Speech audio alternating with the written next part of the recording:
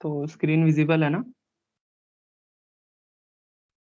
हाँ हाँ, तो अब हम स्टार्ट करते हैं। Hello everyone, I am Sagar and now the topic is conditional statement.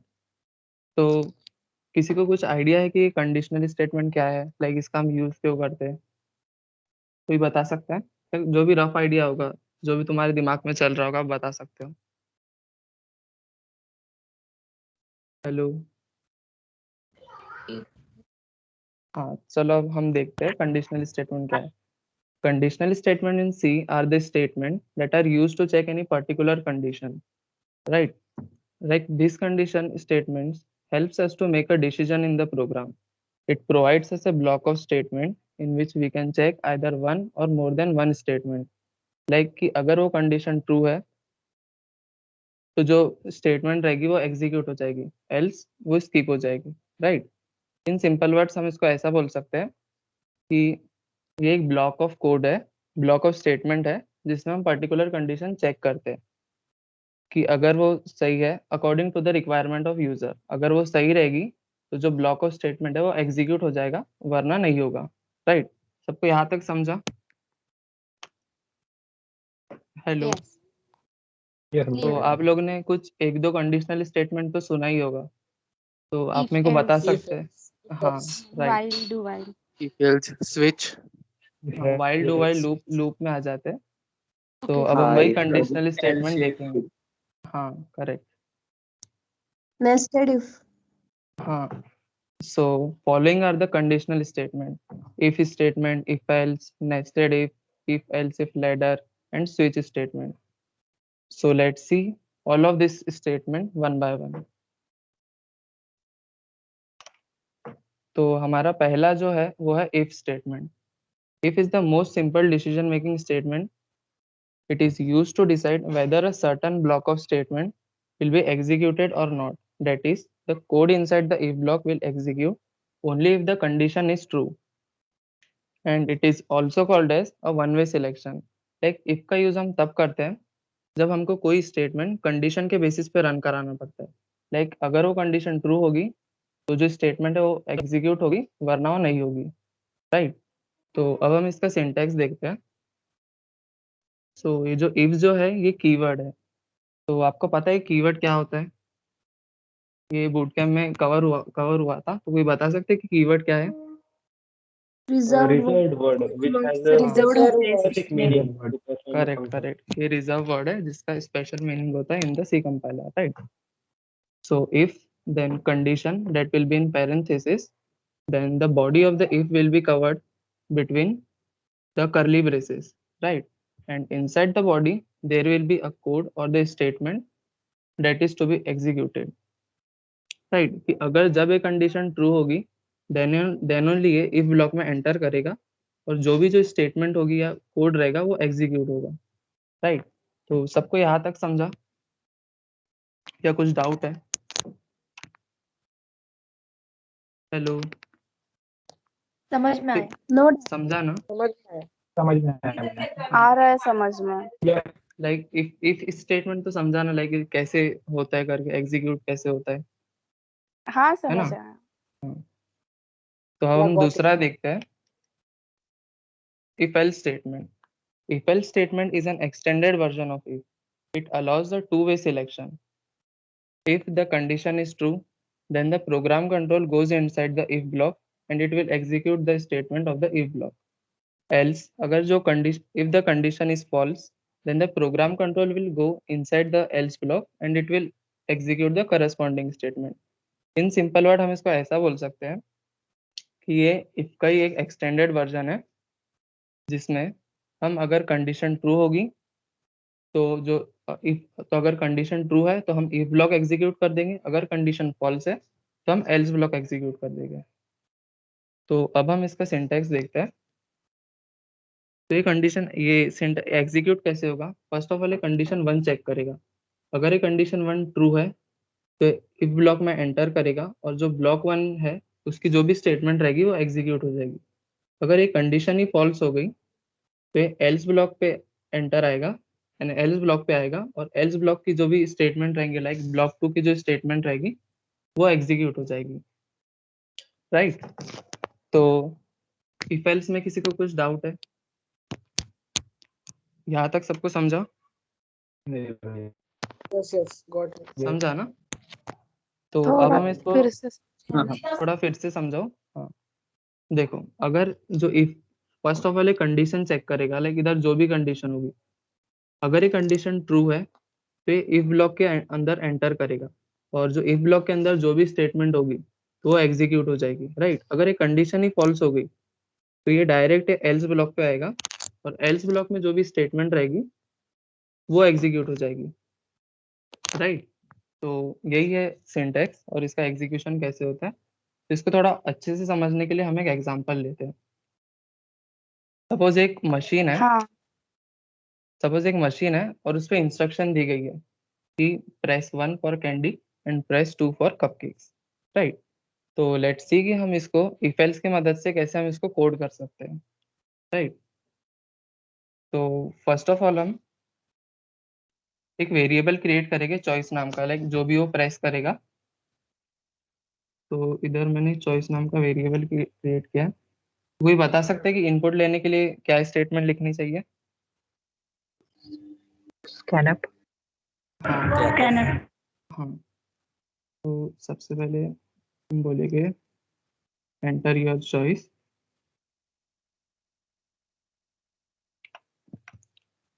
और ये जो मैंने \n लगाया हूँ वो क्या है, कोई बता सकता है? न्यू लाइन हाँ, न्यू लाइन कैरेक्टर है। Skip sequence.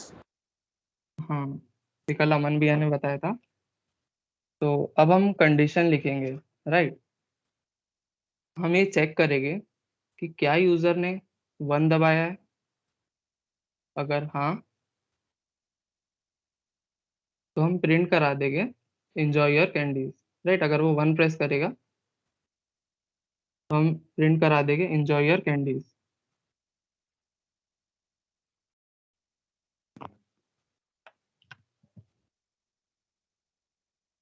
एल्स मतलब उसने 0 प्रेस किया है तो हम प्रिंट करा देंगे एंजॉय योर कपकेक्स। Cupcakes. हाँ, तो अब हम देखते हैं हमने किया क्या है। फर्स्ट ऑफ ऑल हमने एक वेरिएबल क्रिएट किया है चॉइस नाम का, और फिर हमने यूजर से इनपुट लिया है, लाइक जो भी वो प्रेस करेगा। अगर वो 1 प्रेस करेगा तो हम आउटपुट प्रिंट करेंगे कि एंजॉय योर कैंडीज। एल्स मतलब अगर वो 0 प्रेस कर रहा है तो हम प्रिंट करा देंगे कि एंजॉय योर कपकेक्स। तो हम इसको रन करके देखते हैं। तो एंटर योर चॉइस, तो यहाँ मैंने 1 प्रेस किया तो ये आउटपुट दे रहा है कि enjoy your candies. So this was the execution. यहाँ पे किसी को कुछ डाउट है कि कुछ स्टेटमेंट नहीं समझाओ? हेलो, समझ में आ गया. समझा ना सबको? समझ में आया समझ गए. नो डाउट भैया हाँ, समझ गए. तो अब हम आगे बढ़ते हैं। तो जो तीसरा है हमारा वो nested if else statement, like using one if statement within another if statement is known as nested if else, right? When a series of decision is required, then nested if else is used, and it is also known as a multi-way selection statement. Like nested if else का use तब होता है जब हम ऐसे condition के बारे में प्रोग्राम बनाते हैं जहाँ एक कंडीशन दूसरे कंडीशन पे डिपेंड करता है। मतलब एक कंडीशन सेटिस्फाई होने के बाद ही प्रोग्राम आगे बढ़ता है और वो दूसरी कंडीशन चेक करता है, एंड देन उसके बाद जो भी आउटपुट होगा वो एग्जीक्यूट करेगा, राइट। इन शॉर्ट हम इसको ऐसा बोल सकते हैं कि एक इफ या एल्स ब्लॉक के अंदर एक और इफ एल्स स्टेटमेंट को हम नेस्टेड इफ एल्स स्टेटमेंट बोलते हैं, है ना। तो अब हम इसका सिंटैक्स देखते हैं। सिंटैक्स कुछ ऐसा ऐसा है, लाइक ये फर्स्ट कंडीशन 1 चेक करेगा। अगर ये कंडीशन 1 ही फॉल्स हो गई तो ये डायरेक्ट एल्स ब्लॉक पे जाएगा प्रोग्राम कंट्रोल, और ये ब्लॉक 3 एग्जीक्यूट हो जाएगा, राइट।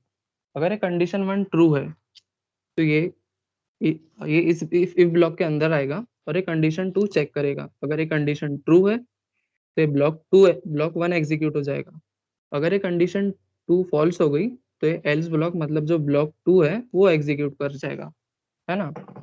तो यहाँ तक कि सिंटेक्स वगैरह सबको समझा नेस्टेड इफ एल्स का? हाँ जो भी समझ कुछ में डाउट आया। होगा। हाँ हाँ। समझा। तो अब ये हम एक स्कोर एग्जांपल लेते हैं, फिर से बताऊं? हेलो। या हाँ, देखो ये क्या करेगा, फर्स्ट ऑफ ऑल ये कंडीशन 1 चेक करेगा। अगर ये कंडीशन 1 पहली फॉल्स हो गई तो ये अंदर, तो अगर कंडीशन फॉल्स है तो ये ब्लॉक के अंदर तो जाएगा नहीं, इफ ब्लॉक के, तो ये डायरेक्ट एल्स ब्लॉक पे आ जाएगा। अगर कंडीशन फॉल्स है, कंडीशन 1 फॉल्स है, और जो एल्स ब्लॉक पे आ जाएगा, और जो एल्स ब्लॉक के अंदर जो भी ब्लॉक 3 की स्टेटमेंट है वो एग्जीक्यूट हो जाएगी, राइट। अगर ये कंडीशन 1 ट्रू है तो ये इफ ब्लॉक के अंदर एंटर करेगा और फिर वहां चेक करेगा कि कंडीशन जो 2 है वो सही है क्या नहीं। अगर सही है तो ब्लॉक 1 एग्जीक्यूट हो जाएगा, अगर कंडीशन 2 फॉल्स हो गई तो ब्लॉक 2 एग्जीक्यूट हो जाएगा, है ना। तो अब समझा? या नाउ गॉट इट। हाँ। तो अब हम इसका भैया। एग्जांपल लेते हैं। सपोज रोहन और मोहन है ना, दो छोटे बच्चे, और वो इस बात के लिए झगड़ रहे कि उनमें से बड़ा कौन है, राइट। तो अब जो सोहन है वो थोड़ा बड़ा है और थोड़ा समझदार भी है, तो वो बोलता है तुम लोग ऐसे झगड़ो मत, तुम दोनों मुझे अपनी एजेस बताओ और मैं बताता हूँ तुम लोग में से बड़ा कौन है। तो फिर सोहन, अब हमको नेस्टेड इफ एल्स का यूज करके सोहन को हेल्प करना है to decide whether who is elder. तो अब हम देखते हैं कि हम इस कंडीशन को, इस प्रॉब्लम को कैसे सॉल्व कर सकते हैं। तो सबसे पहले तो हम दोनों की एजेस का इनपुट ले लेंगे, लाइक एज अंडरस्कोर आर मतलब रोहन की age, and age underscore M मतलब मोहन की एज। फिर हम दोनों की एजेस का इनपुट ले लेंगे, like enter the age of Mohan and Rohan and Mohan, enter the age of Rohan and Mohan. Double quotation नहीं दिया। हाँ हाँ हाँ, वही बोल गया। enter the age of Rohan and Mohan, then scanf से हम इनपुट ले लेंगे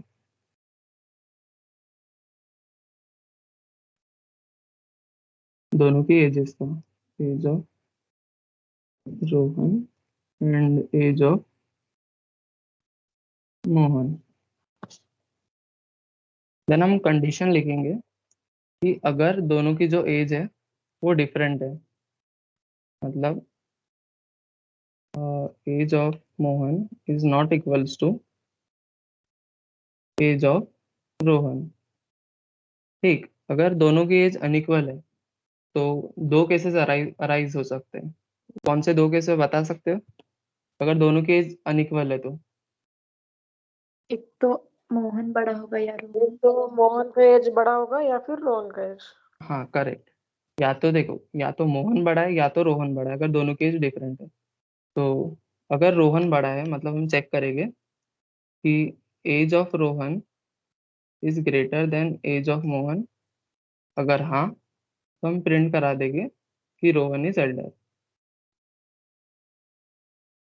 रोहन इज एल्डर।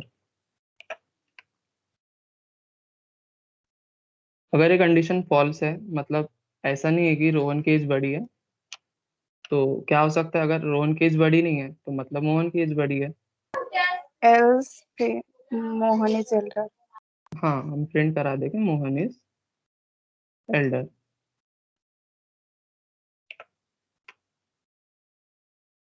तो अगर हम बोले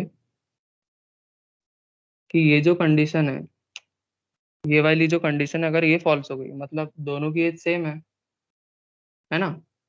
अगर रोहन हाँ की यस एज यस। और जो मोहन की एज है दोनों वो डिफरेंट नहीं है, मतलब सेम है दोनों की एज, तो हम प्रिंट करा देंगे कि both are of same age, yes yes both are of same age. Both are of same age. तो हम देखते हैं हमने किया क्या है। फर्स्ट ऑफ ऑल हमने दोनों की एजेस का इनपुट लिया है, और फिर हमने ये चेक किया है कि क्या रोहन और मोहन की एज डिफरेंट है। अगर हाँ तो ये इफ ब्लॉक के अंदर एंटर करेगा और फिर वो चेक करेगा क्या रोहन की एज बड़ी है मोहन से। अगर हाँ तो प्रिंट करा देंगे हम कि रोहन इज एल्डर। अगर नहीं, ऐसा नहीं है, मतलब मोहन की एज बढ़ी है, तो हम प्रिंट करा देंगे कि मोहन इज एल्डर। राइट। अगर पहली ये कंडीशन फॉल्स हो जा रही है, मतलब ये इस ब्लॉक के अंदर तो आएगा नहीं, तो हम डायरेक्ट एल्स ब्लॉक के ऊपर कंट्रोल आ जाएगा और हम प्रिंट करा देंगे कि both are of same age. तो दिस वाज द एग्जीक्यूशन। अब हम इसको रन करते हैं। Enter the age of Rohan and Mohan. तो सपोज कि रोहन 5 साल का है और मोहन 7 साल का है। तो हम इधर आउटपुट आ गया कि मोहन इज एल्डर। तो यहाँ तक सभी को समझा या कुछ डाउट वगैरह है तो आप पूछ सकते हाँ हैं। Yes, समझ yes. आया। समझा ना? तो अब हम नेक्स्ट पे Clear. जाते हैं। If else if ladder. So ये जो स्टेटमेंट है, it is used to execute one code from multiple condition and it is also known as a multi-part decision. It is a sequence of if-else statement where if statement is associated with if-else statement and the last would be an else statement. एक इस statement का use हम तब करते हैं जब हमारे पास कई कंडीशन है रन कराने के लिए।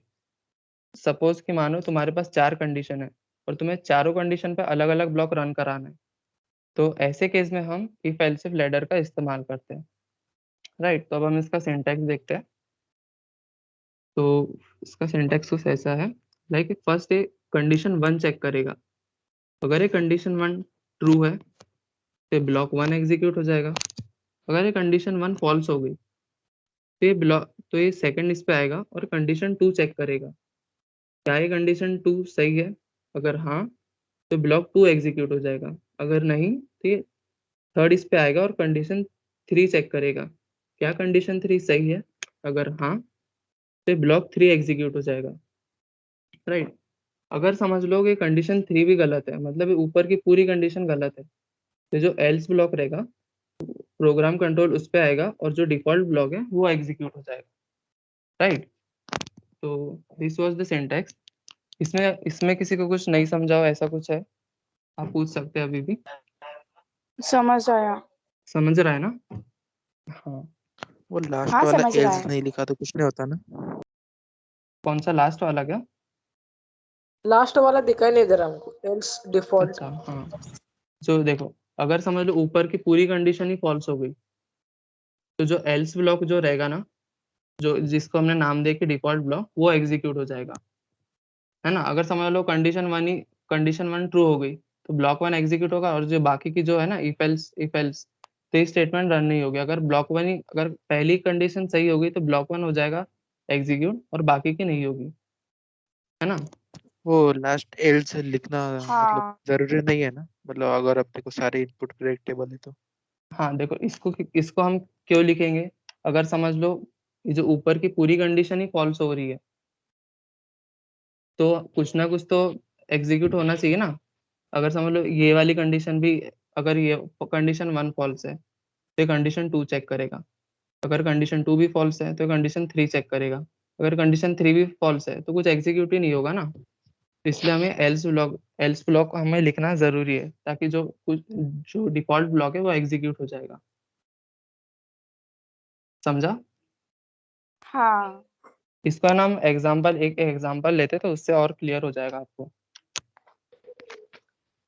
सपोज किसी ने बिल्ली को पूछा, कि जो कैट है उसको पूछा कि 8th month of the year क्या है। तो अभी बिल्ली जो है अब उसको काउंटिंग वगैरह तो आती नहीं है, तो हमें इस बिल्ली की हेल्प करना है to find out which is the 8th month of the year, है ना? तो अब आप बोलोगे कि बिल्ली कैसे बताएगी, पर मान लो, है ना, एग्जाम्पल ले लिया हमने। बिल्ली प्रोग्राम रन करके बताएगी। हाँ, तो ऐसे मान लो। तो सबसे पहले हम एक मंथ नाम का वेरिएबल बनाएंगे और हम यूजर से इनपुट ले लेंगे कि कौन सा मंथ है, लाइक फर्स्ट है या सेकंड है थर्ड। तो हम बोलेंगे एंटर द मंथ,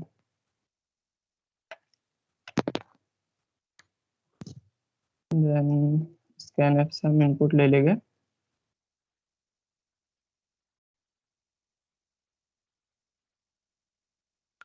देन अब हम चेक करेंगे कि क्या अगर वो फर्स्ट मंथ है, क्या वो फर्स्ट मंथ है, अगर हाँ तो हम प्रिंट करा देंगे इट्स जनवरी, इट्स जनवरी।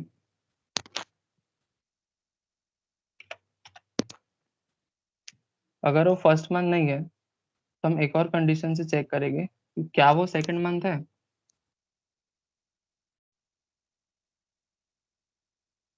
अगर हाँ तो हम प्रिंट करा देंगे इट्स फेब्रुवरी, इट्स फेब।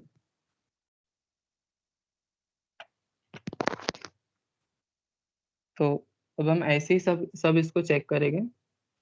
अब इसको बार बार लिखने से अच्छा मैं इसको कॉपी कर लेता हूँ और पेस्ट कर देता हूँ।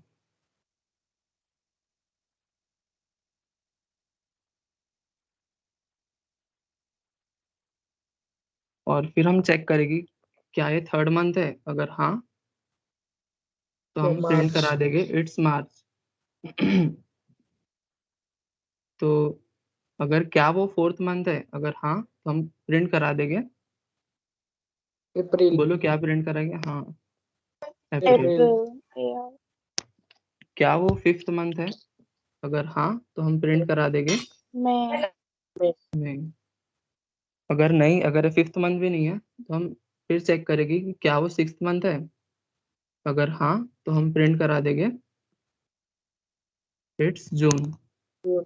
जून। अगर सिक्स्थ मंथ भी नहीं है तो हम ये चेक करेंगे क्या वो सेवेंथ मंथ है, अगर हाँ तो हम प्रिंट करा देंगे इट्स जुलाई। जुलाई।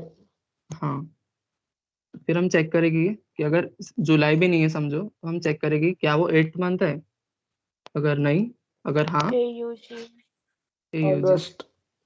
हाँ अगस्त। अगर समझ लो अगस्त भी नहीं है तो हम ये चेक करेंगे क्या वो नाइन्थ मंथ है, अगर हाँ तो हम प्रिंट करा देंगे, सितंबर। बोलो मुझे आता नहीं है। सितंबर। सितंबर। हाँ, Yes, CPT तो अगर नाइन्थ मंथ भी नहीं है तो हम ये चेक करेंगे क्या वो 10वां मंथ है, अगर हाँ तो हम प्रिंट करा देंगे कि इट्स अक्टूबर। अक्टूबर। फिर ऐसे ही हम 11th मंथ के लिए चेक करेंगे, अगर 11th मंथ रहेगा तो हम नवंबर प्रिंट करा देंगे। अगर 11th मंथ भी नहीं है तो हम चेक करेंगे क्या वो 12th मंथ है, अगर हाँ तो हम प्रिंट करा देंगे इट्स दिसंबर। दिसंबर। तो आप वो बोल रहे थे कि एल्स ब्लॉक, जो एल्स वाला जो ब्लॉक है वो लिखना जरूरी है क्या? ठीक, अगर समझ लो जो मंथ हम एंटर करेंगे वो 1 से लेकर 12 तक अगर है तो ठीक है, इसमें से कोई एक ना एक जो जो ब्लॉक है वो एग्जीक्यूट हो जाएगा। अगर समझ लो मैं उधर 15th मंथ डालूंगा, क्या इनमें से कोई एक भी स्टेटमेंट एग्जीक्यूट होगी? month is no not no exist. Possible. नहीं होगी ना, कुछ भी एग्जीक्यूट नहीं होगी। इसलिए हम नहीं होगी, एल्स नहीं ब्लॉक होगी। लिखते हैं और लिखते हैं Error. कि enter the valid month, enter the valid month. तो इसलिए है ना हम वो एल्स ब्लॉक लिखते हैं। तो अब हम भैया इसको वो रन कर, एंटर द वैलिड मंथ लिखो, एंटर वैलिड द मंथ नहीं। Enter valid the हाँ month. Enter valid month. अब ठीक है, या हाँ तो अब हम इसको रन करते हैं। तो देखो, अगर जैसे अगर हम वो इफ एल्स एल्स वाला ब्लॉक नहीं लिखते, अगर मैंने यहाँ एंटर किया कि 67, फिर बोलेगा एंटर वैलिड मंथ, राइट। अगर मैं उस कैट की हेल्प करना है और मैं अगर डालू 8 फिर 8. प्रिंट हो जाएगा इट्स अगस्त, राइट। हाँ, वो तो अगर यहाँ फोर तक किसी डाले को तो कुछ डाउट फोर है? के आगे के सारे सारे होंगे क्या प्रिंट? नहीं नहीं नहीं, देखो जो अभी हम नंबर डाल डाला के ही है देखते वही हैं। प्रिंट होगा. हाँ, देखो अगर मैं इधर डालू 4 तो इट्स अप्रैल। इसका देखते कि कैसे, कि ये चेक कैसे कर रहा है। देखो, सबसे पहले फर्स्ट कंडीशन चेक करेगा कि इफ जो अगर क्या वो फर्स्ट मंथ है, अगर वो फर्स्ट मंथ रहेगा तो जनवरी प्रिंट करा देगा, ठीक। अगर वो फर्स्ट मंथ नहीं है मतलब फिर वो दूसरी कंडीशन पे आएगा और वो चेक करेगा कि क्या वो सेकंड मंथ है, अगर हाँ तो हम प्रिंट करा देंगे कि इट्स फेब्रुवरी। अगर नहीं, फिर वो नेक्स्ट कंडीशन पे जाएगा और चेक करेगा क्या वो थर्ड मंथ है। अगर हाँ, तो वो मार्च प्रिंट करा देगा। अगर नहीं, तो फिर वो और जाएगा और चेक करेगा क्या वो फोर्थ मंथ है। अगर हाँ, तो हम प्रिंट करा देंगे कि इट्स अप्रैल। और जो बाकी की स्टेटमेंट रहेगी ना, वो एग्जीक्यूट नहीं होगी अगर वो कंडीशन सेटिस्फाई हो गई है तो। So this was the but break execution. Statement use नहीं कराना, हाँ, ब्रेक का क्या यूज बोले? नहीं करा, ब्रेक का यूज नहीं करा यहाँ पे। हाँ नहीं, तो इसमें हमने क्या बोले थे कि अगर जो ये फर्स्ट कंडीशन चेक करेगा कि क्या वो फर्स्ट मंथ है, अगर ये पहली कंडीशन ट्रू हो गई ना, तो ये बाकी की जो कंडीशन है कि फेब्रुवरी, मार्च, तो ये चेक नहीं करेगा अगर पहली हमारी कंडीशन चेक हो गई है तो, यानी सेटिस्फाई हो गई है तो, है ना। तो ऐसा था इसका एग्जीक्यूशन। तो आपका डाउट क्लियर हुआ मैं क्या बोलना चाह रहा था? हाँ, Yeah, स्विच got it. जैसा नहीं है क्या ये? क्या बोले? स्विच जैसा। हाँ, वो अभी हम कवर करने ही वाले हैं, इसके नेक्स्ट टॉपिक में ये हो। So Okay. for further, I would like to hand over the session to Aditi. Yeah.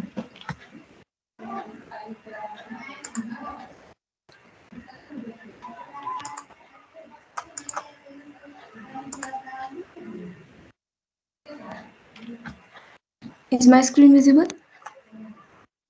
हाँ, visible है। Okay.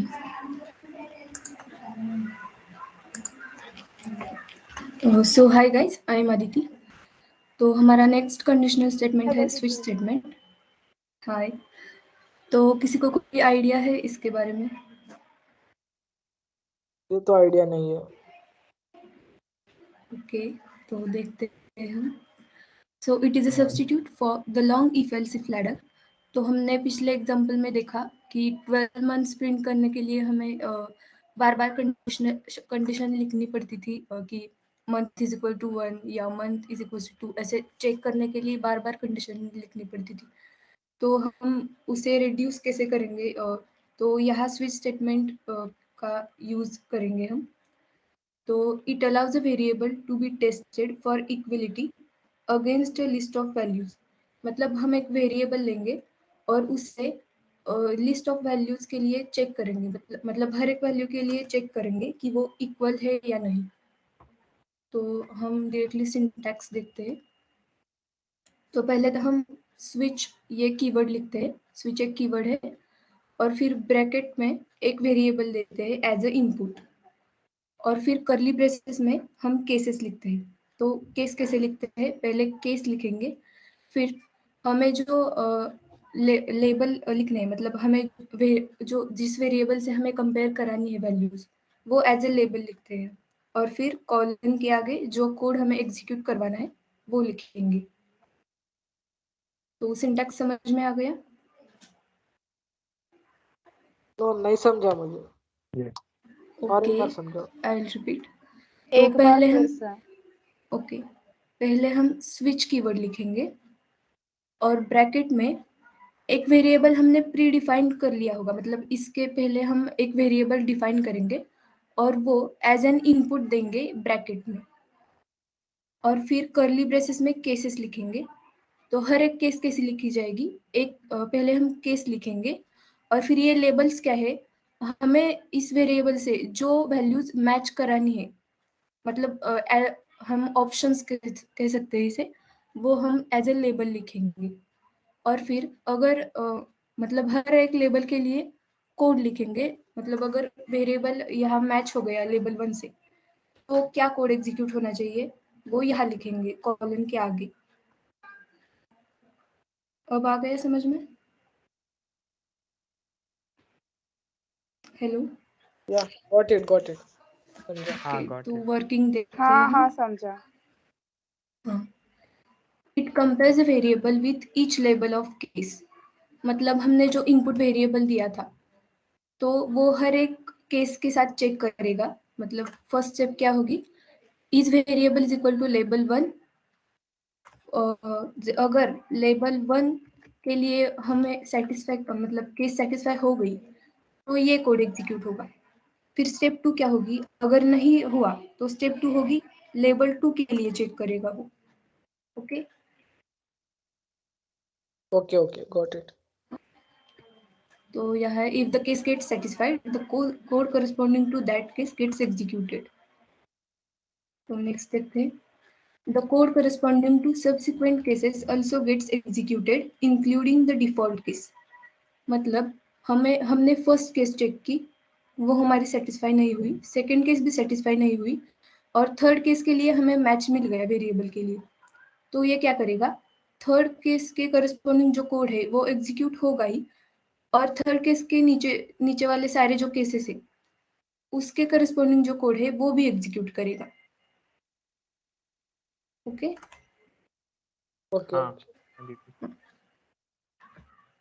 और if none of the cases gets matched, default case gets executed.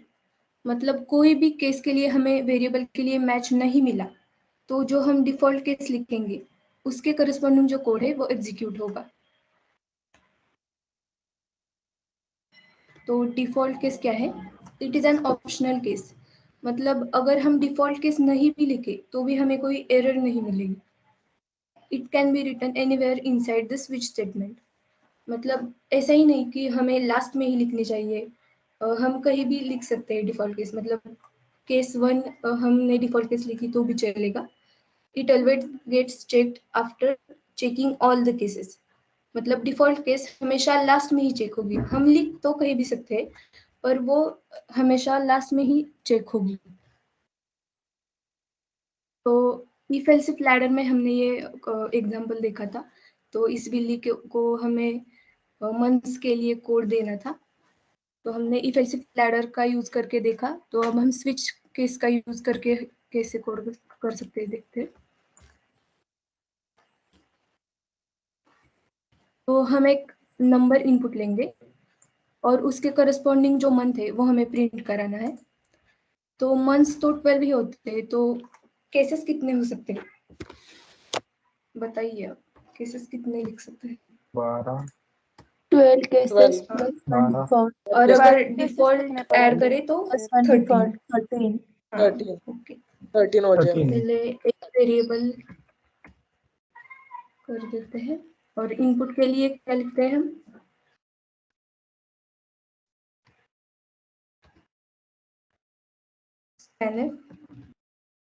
%ld और ampersand नम. तो अब हम स्विच कैसे लिखेंगे देखते हैं. पहले तो स्विच लिखेंगे और फिर ब्रैकेट में हमें नम के लिए चेक करना है, तो हम यहाँ नम वेरिएबल इनपुट देंगे और फिर कर्ली ब्रेसेस में केसेस लिखेंगे. तो फर्स्ट केस हम फर्स्ट मंथ के लिए लिखेंगे केस 1. मतलब अगर नम इक्वल टू 1 हुआ तो क्या प्रिंट होना चाहिए. It's it's January. Yes. Second case क्या होगी, केस 2. मतलब नम इक्वल टू 2 हुआ तो it's February. It's February.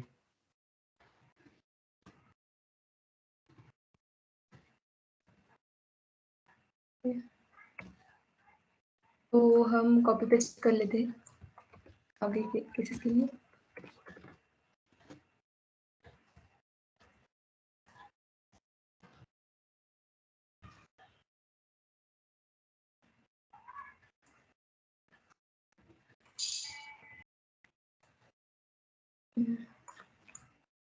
Third month March.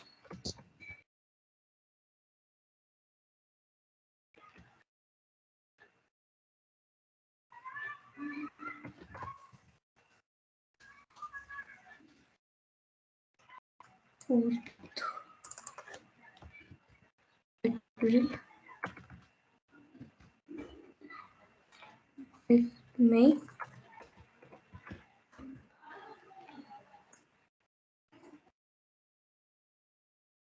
June.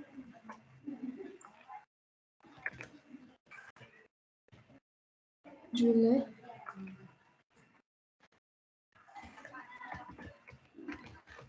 अगस्त और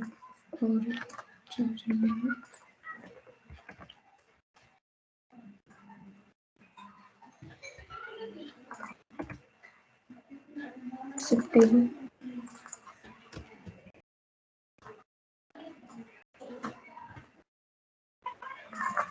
अक्टूबर, वो उधर केस 8 आना चाहिए। केसेट लिख देना। Okay okay. हाँ,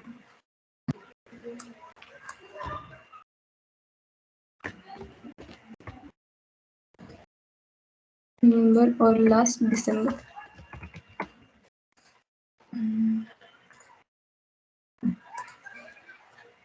तो हम एक बार फिर देखते हैं। तो पहले हमने एक वेरिएबल डिक्लेयर किया और उस इनपुट ले लिया और फिर वो वेरिएबल एज एन इनपुट दिया स्विच केस में।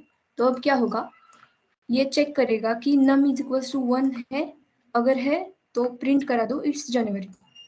फिर नेक्स्ट अगर नहीं है तो वो चेक करेगा कि num इज इक्वल्स टू 2 है, अगर है तो प्रिंट करा लो फरवरी।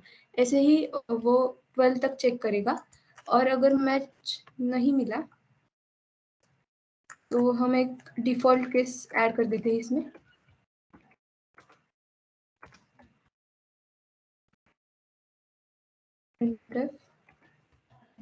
enter valid the number between 1 to 12. Okay, तो इसका आउटपुट क्या होगा, कोई बता सकता है? हेलो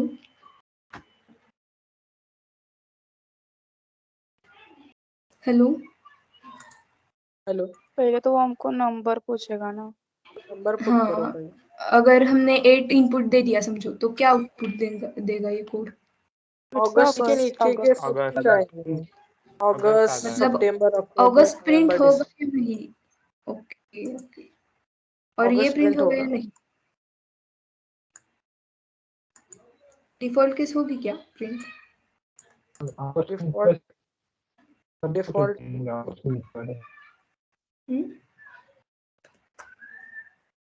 ओके, हाँ रन होगी। करके देखते हैं। सब कुछ डिफॉल्ट नहीं होगी। पहले तो इनपुट देंगे हम 8 ही देते हैं। तो क्या हुआ देखो, अगस्त से लेकर दिसंबर तक प्रिंट हुआ और डिफॉल्ट केस भी होगी एग्जीक्यूट। बताया था ना पॉइंट्स में, जो केस सेटिस्फाई होगी उसके नीचे के सारे केसेस एग्जीक्यूट होंगे including the default case. Okay तो ओके। अगर हमें सिर्फ अगस्त ही प्रिंट कराना हो हाँ तो कैसे करेंगे? तो क्या करेंगे? ब्रेक ब्रेक लगा देंगे क्या? ब्रेक लगा ब्रेक देंगे। स्टेटमेंट लगा यस देंगे। Yes, correct. So what if you want only the code below the satisfying case to be executed? मतलब satisfy होने वाले केस के corresponding जो कोड है वो ही हमें execute करवाना है। तो simply add break after each case, मतलब हर एक केस के corresponding जो कोड है वो लिख देने के बाद हम एक break statement add कर देंगे। तो ये break क्या है, कोई बता सकता है break क्या है? कंडीशन ब्रेक कर देगा, सामने के स्टेटमेंट्स को ब्रेक, केसेस को ब्रेक कर देगा ना। कीवर्ड है। एग्जीक्यूट नहीं होगे फिर बाकी कीवर्ड के। है। ब्रेक के नीचे का कोई भी एग्जीक्यूट नहीं होता, वो लूप मतलब एग्जीक्यूशन से बाहर जाकर रिटर्न 0। यस, तो देखते हैं। Break is a keyword in C, तो जो 32 कीवर्ड से उनमें से एक है ये break. It is also known as jump statement. तो ये इसे जंप स्टेटमेंट क्यों कहते हैं वो देखते हैं। If one of the cases gets satisfied, program control hits break and jumps out of the switch statement after executing code corresponding to that case. मतलब क्या होगा, अगर हमने हमारे कोड में ब्रेक ऐड कर दिया तो क्या होगा देखते हैं। तो ये num is equals to first case क्या थी हमारी, 1 के लिए थी। तो वो चेक करेगा num इज इक्वल्स टू 1 है या नहीं। तो हमने 8 इनपुट दिया था, तो 7 तक तो कोई भी केस सेटिस्फाई नहीं होगी। तो हमारी 8 केस जब सेटिस्फाई होगी तो उसके करस्पॉन्डिंग जो कोड है वो एग्जीक्यूट होगा, और फिर हमने ब्रेक ऐड कर दिया है, तो प्रोग्राम कंट्रोल ब्रेक को हिट करने के बाद वो डायरेक्टली स्विच स्टेटमेंट के बाहर आ जाएगा, और नीचे अगर कोई कोड होगा तो वो एग्जीक्यूट होगा। ओके, समझ में आ गया? ओके ओके हाँ गॉट दीदी। दिस। तो हाँ। हम कोड में हम ऐड करके देखते हैं, उससे कॉपी पेस्ट।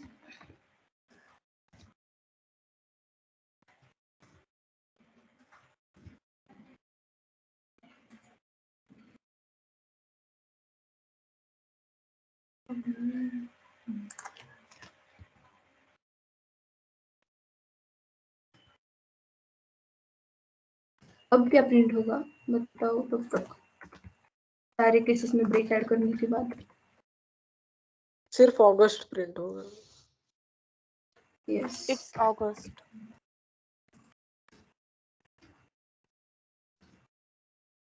और हम यहाँ स्विच स्टेटमेंट के बाहर एक स्टेटमेंट प्रिंट करा देते हैं, मतलब हमें पता चल जाएगा कि डायरेक्टली वो बाहर आ गया है।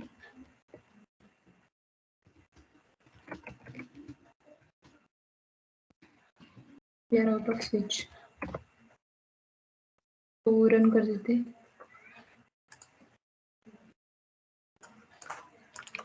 एट इनपुट देंगे, तो देखो यहाँ सिर्फ इट्स अगस्त प्रिंट हो गया, और डायरेक्टली बाहर का जो स्विच स्टेटमेंट के बाहर हमने प्रिंट कराया था वो स्टेटमेंट प्रिंट हो गया।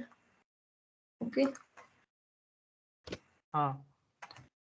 ओके। तो points to okay remember, got this. Repeating a label is not allowed, मतलब हम एक ही लेबल 2 बार रिपीट नहीं कर सकते, तो वो एरर देगी। तो ये आप ट्राई करके देखिए सेशन के बाद। फिर only those expressions are allowed as labels which results in a constant value. A label can be an integer, character or macro. मतलब कांस्टेंट वैल्यू, वो इंटीजर और कैरेक्टर तो कांस्टेंट वैल्यू है, मैक्रो आपको पता है क्या? No idea. Okay, no idea. तो थर्ड ये देखते हैं, फिर हम मैक्रो देखते हैं। फ्लोट वैल्यू और variable is not allowed as a label, मतलब इंटीजर यहाँ हम केस 1 ऐसे लिखे तो चलेगा, केस 1 - 2 मतलब अगर माइनस वैल्यू भी होगी तो भी चलेगा, और केस ए ऐसा कैरेक्टर लिखेंगे तो भी चलेगा। पर ये पॉइंट्स में जो वैल्यू होते हैं 4.5 या जो भी वैल्यू है पॉइंट में, वो नहीं चलेगा एज ए लेबल, और वेरिएबल नहीं चलेगा, क्योंकि वेरिएबल तो हम कोड में कहीं भी चेंज कर सकते हैं, और तो वो कांस्टेंट नहीं होगा। तो हम एक बार मैक्रो जल्दी से देख लेते हैं। मैक्रो कैसे डिफाइन करते हैं हम? हैश डिफाइन यहाँ करते हैं हेडर फाइल के नीचे, और नेम लेट्स से n ले लेते हैं हम, और जो हमें वैल्यू देनी है लेट्स से 5 दे देते हैं। तो ये कांस्टेंट होता है, मतलब मैं अगर यहाँ n = n+5 कर दूँ, मतलब वैल्यू चेंज करने की कोशिश करूँ, तो वो एरर देगा। तो हम सिर्फ उसकी वैल्यू सिर्फ हम यहाँ ही चेंज कर सकते हैं, या कोई भी वैल्यू यहाँ दे देते हैं। और अगर 5 की जगह मैंने n लिख दिया और कोड रन करके 5 इनपुट देख के देखते हैं, तो ये कोई एरर नहीं दे रहा, प्रिंट हो रहा है। तो इसके बारे में आप गूगल पे और सर्च कीजिए। नहीं समझ आ रहा कॉन्स्टेंट्स को दीदी। मैक्रो बोलते हैं, तो फिर मुझे भी नहीं समझ में आया, डिफाइन कैसे करें? एक मिनट, तो हैश डिफाइन लिख देंगे पहले, और जो भी हमें नाम देना है, जैसे हम वेरिएबल का नहीं वहाँ पे इज इक्वल टू क्यों नहीं लिखा? हाँ वही। वो सिंटैक्स तो ऐसा ही है वो ना, फॉर्मेट होता है वैसे, हाँ। सिंटैक्स होता है वैसे। अरे में यूज करते हैं ना बीच में इसका? स्पेस है ना, बीच में स्पेस है। हाँ स्पेस है। Okay okay. मतलब कांस्टेंट को See, डिफाइन करने it's वाले like- को मैक्रो बोलते हैं। हाँ, एक कांस्टेंट होता है मैक्रो, और भी कांस्टेंट वैल्यू Alright. कर सकते हैं हम, पर फिर ये हम ब्रैकेट के ग्लोबल अंदर हाँ, अगर n की वैल्यू चेंज करेंगे तो वो चेंज नहीं होगी क्या फिर? नहीं होगी। हाँ, तो हम n को पहले से डिफाइन करके रख देंगे हाँ, एंटायर कोड में। हाँ करेक्ट। एक See, और that's the syntax होता है ना difference between a constant। constant and variables. Variables के values we can change, but constants की value हम लोग change नहीं कर सकते. नहीं कर So सकते, error देगा। throughout the code n की value 5 ही रहने वाली है. It's like that. हेलो, हाँ बोलो। हाँ एक और सिंटैक्स होता है ना कांस्टेंट डिफाइन करने का, जैसे const int n equal to 5 ऐसा। हाँ, you can हाँ use पर that as वो well. हाँ yes। दोनों का फंक्शन सेम होता है क्या?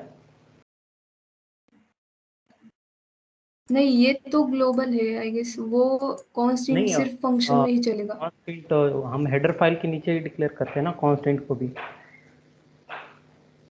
हाँ वो तो ट्राई करके देखना आप। नहीं, मैंने ये अगले कोर्स में पढ़ा था ये। Okay.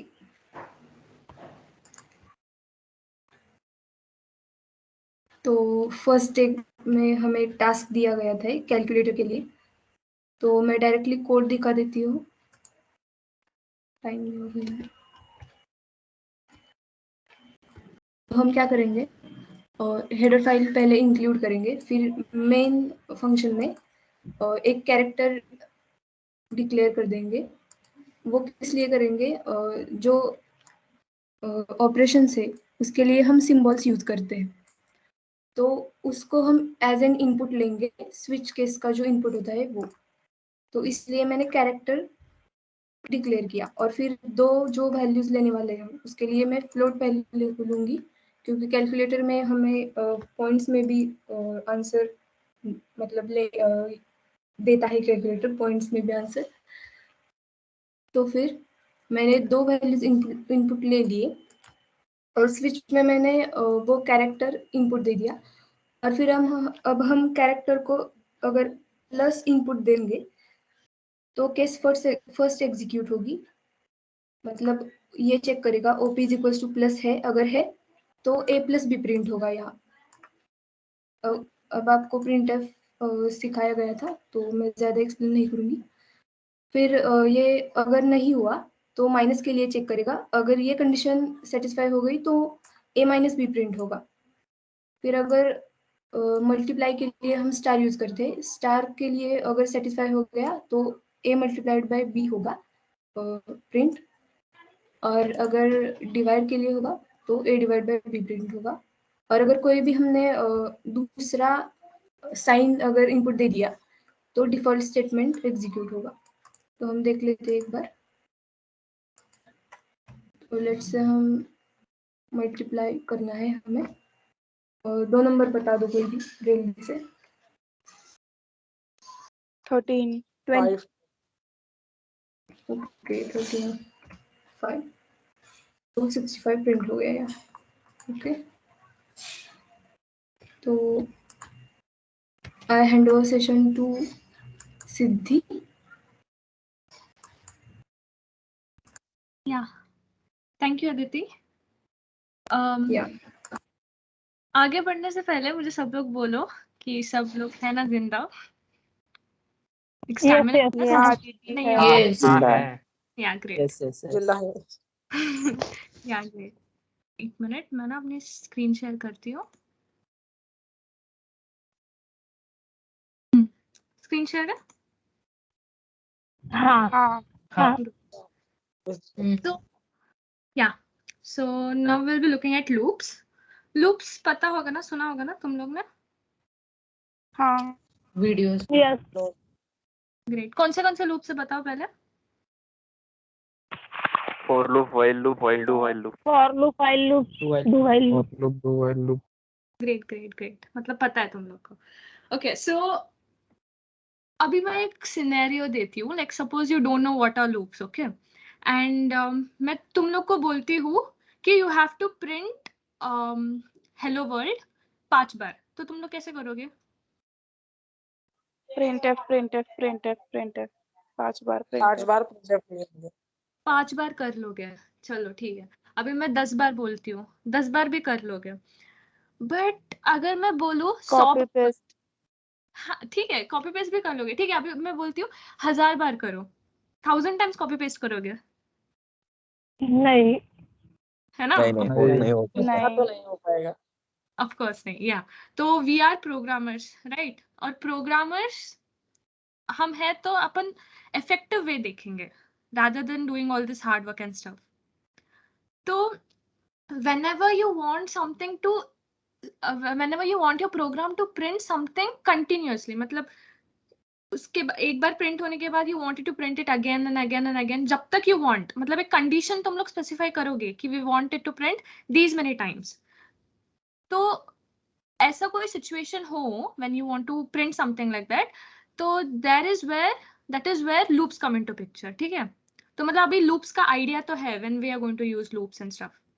Suppose I tell you to print 1 to 1000 numbers, तो तुम लोग printf1, printf2, printf3 तो करते बैठोगे नहीं of course. So in that case we'll be using loops. ठीक है, समझा आपको? Like loops क्यों यूज करते हैं stuff, कब यूज करते हैं? समझा. हाँ समझा. ग्रेट. तो पहले अपन देखते हैं what are the advantages of loops. तो it makes our code like code की reusability बढ़ाता है. मतलब क्या कि initially when I said कि you don't know about loops and you have to print hello world 1000 times, so you'll have to repeat the same line which is printf hello world कितना 1000 times, right? That's not an effective way. हाँ. But using loops, you'll just use printf once. एक ही बार use होगा. That's a great thing, है ना? Plus अपना time भी save होता है इससे. Of course तुम लोग इतने बार at least copy paste भी तो कर रहे हो, but still उसके लिए तो time लगेगा ही. तो it's going to save your time as well. Yes. Also, है ना? हाँ ना. हाँ. Also, there's this one more thing which is called as traversing.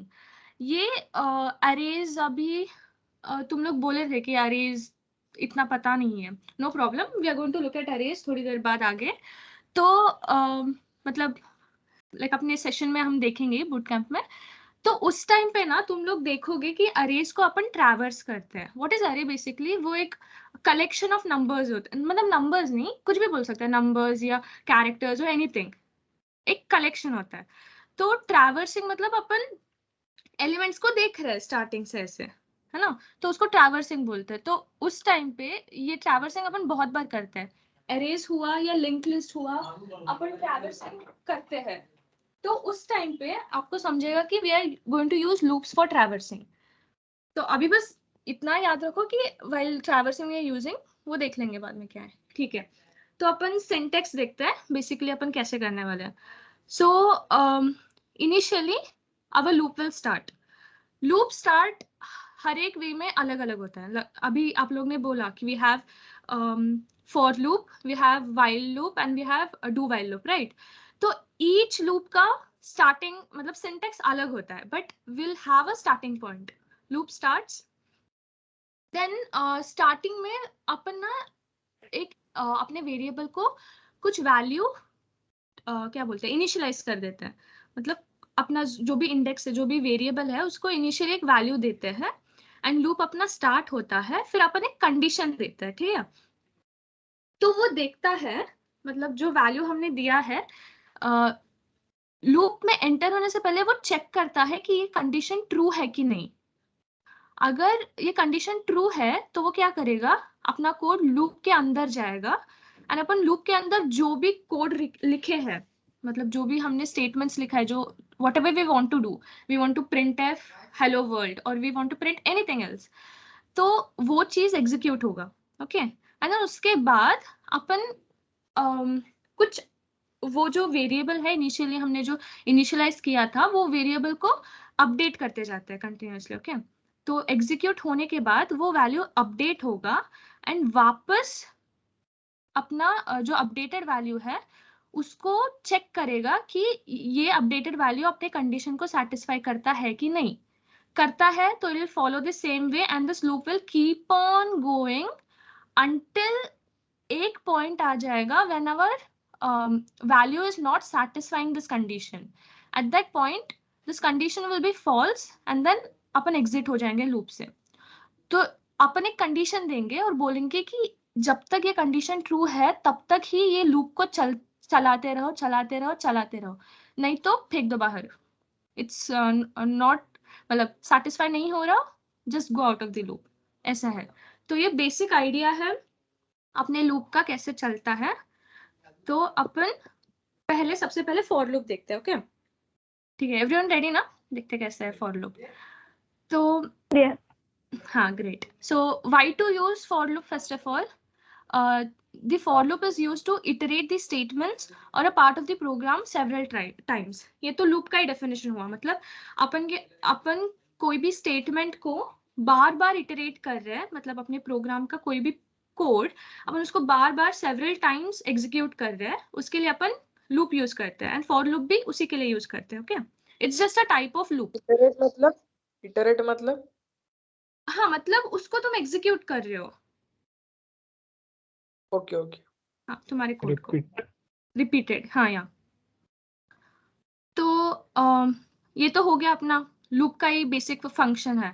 Then the second point is that मैंने जैसे बोला it is used to traverse the data structures like array and link list. अभी इसका ज्यादा सोचो मत, अरेज क्या है, लिंक लिस्ट क्या है, आएगा आगे तब आपको समझ में आएगा कि okay while traversing these we are using loops. तो फॉर लूप वहां पे यूज करते हैं अपन।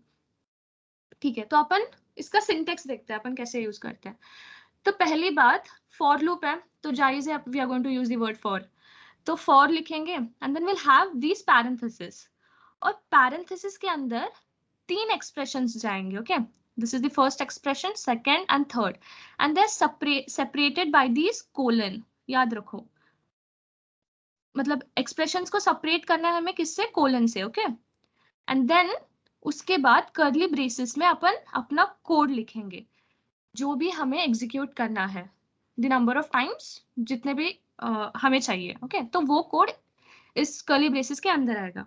फाइन, तो यदि कोलन से या सेमीकोलन से? या सॉरी सेमीकोलन। ऑलराइट, तो हाँ, तो ये तो समझ गया कि अपन फॉर के अंदर 3 एक्सप्रेशंस डालेंगे, सेमीकोलन से उनको सेपरेट करेंगे। आई एम रियली सॉरी, मैंने कोलन बोला आई गेस। तो सेमीकोलन से हम सेपरेट करेंगे एंड देन कर्ली ब्रेसेस में कोड लिखेंगे। सिंटेक्स समझा सबको? हाँ समझ गया। बस। तो अभी अपन देखेंगे कि ये एक्सप्रेशंस होते क्या है, कौन सा एक्सप्रेशन कहाँ पे क्या लिखना है हमें। तो प्रॉपर्टीज ऑफ एक्सप्रेशन 1, तो अपना फर्स्ट एक्सप्रेशन जो रहता है वो it represents the initialization of the loop variable. मतलब अपन लूप में जा रहे हैं तो एक कोई तो वेरिएबल अपन पहले मतलब डिक्लेयर करेंगे, राइट? तो वो वेरिएबल को हमें इनिशियली इनिशियलाइज करना पड़ता है, मतलब कुछ वैल्यू देनी पड़ती है वो वेरिएबल को कि यू स्टार्ट फ्रॉम 0 और यू स्टार्ट फ्रॉम 1 और यू स्टार्ट फ्रॉम 3 और whatever number, you have to start from this point. तो उसके लिए we have to initialize it, वो वेरिएबल को we have to initialize. And then second property ये कहती है कि we can initialize more than 1 variables in the first expression and this expression is totally optional. Okay, तो I no theory से अपने को समझता नहीं है, तो अपन ना कोड में जाते हैं। तो ये तो अपना बेसिक बैकबोन है सी प्रोग्रामिंग का, आई मीन सी लैंग्वेज का, है ना? सबको पता ही है। ये सब एक्सप्लेन करने की जरूरत नहीं है ना गाइस, बैकबोन अपना? नहीं वो आता है। ग्रेट। तो पहले मैं क्या करती हूँ, डिक्लेयर करती हूँ एक वेरिएबल इंट आई, अपना इंटीजर है आई। फिर मैं फॉर लिखूंगी अपना। ठीक है, तुम लोग सिंटेक्स बताओ। फॉर था, फॉर के अंदर क्या था? स्टेटमेंट 1 2 3 फर्स्ट एक वेरिएबल। हाँ, तो फर्स्ट एक्सप्रेशन अपना क्या करता है? It is going to initialize the variable. अपना वेरिएबल आई है, so we are going to initialize it. Suppose मैं उसको इनिशियलाइज करती हूँ 0 से, then I am going to separate this expression from the next using a semicolon. Great, तो मैं semicolon डालूंगी। अभी मैं सेकंड एक्सप्रेशन इधर जस्ट इग्नोर दैट, ओके, उसको ध्यान मत दो। एंड थर्ड एक्सप्रेशन भी मैं यहाँ पे लिख रही हूँ, इसको भी ध्यान मत दो। फिलहाल बस फर्स्ट एक्सप्रेशन देखो, ठीक है? तो ठीक है, मैं एक बेसिक आइडिया देती हूँ ये हो क्या रहा है। यहाँ पे मैंने आई को इनिशियलाइज किया, आई इज इक्वल टू 0, ठीक है? So our expression, our code will start when I is equal to 0। फिर सेकेंड जो एक्सप्रेशन होता है वो अपना कंडीशन होता है, मतलब we want our for loop to run till I will be less than 5. I less than 5 मतलब जब तक I अपना 4 हो जाता है, because 4 is less than 5 but 5 is not less than 5. ठीक है, ये कंफ्यूजन होता है. अगर तुम लोग को 5 भी इंक्लूड करना है तो लेस देन और इक्वल टू कर दो, बट अगर तुम्हें बस 4 तक चाहिए तो अपन ऐसे लिख सकते हैं कि I is less than 5. ठीक है, and this is the update. मतलब हर एक लूप रन होने के बाद अपना वैल्यू ऐसे अपडेट होगा. I प्लस प्लस सबको पता है क्या होता है? प्लस प्लस क्या होता है? हाँ, पहले वैल्यू हाँ, देके उसको एक से इंक्रीज. ग्रेट. मतलब इंक्रीमेंट, हाँ ये इंक्रीमेंट ऑपरेशन होता है, मतलब एक से इंक्रीमेंट होगा अपना. I इनिशियली 0 था तो हर एक लूप होने के बाद वो एक एक से बढ़ता जाएगा, ये अपना अपडेट होता है. तो इधर तुम कुछ भी अपडेट डाल सकते हो अकॉर्डिंग टू यू, मतलब अप टू यू, जो तुम्हें चाहिए कोड में. इंक्रीज करते जाना है I को तो I प्लस प्लस डालो, डिक्रीज करना है तो I माइनस माइनस डालो. ठीक है, तो ये तो समझ गया कि एक्सप्रेशंस में कैसे लिख रही हूँ अंदर. अभी मैं प्रिंट करूंगी इनको, तो मैं लिखती हूँ प्रिंट है, मुझे इसको प्रिंट करना है. किसी का माइक ऑन है इधर? इको जैसे सुनाई दे रहा है ना, मुझे भी. ओके, अभी हो गया ठीक, राइट. तो मैं प्रिंट एफ करूंगी. अपन प्रिंट एफ पता है ना अपन कैसे प्रिंट करते हैं किसी मतलब इंटीजर को जिसको हम लेते हैं, %d लिखते हैं. जिसको प्रिंट करना है अपन वो वेरिएबल का नाम लिखते हैं. ये पता है ना सबको? हाँ पता है. हाँ, तो अभी मैं अगर रन करूं तो देखो कैसे होता है. ये 2-3 सेकंड लेता है मेरा. अरे हो जा run.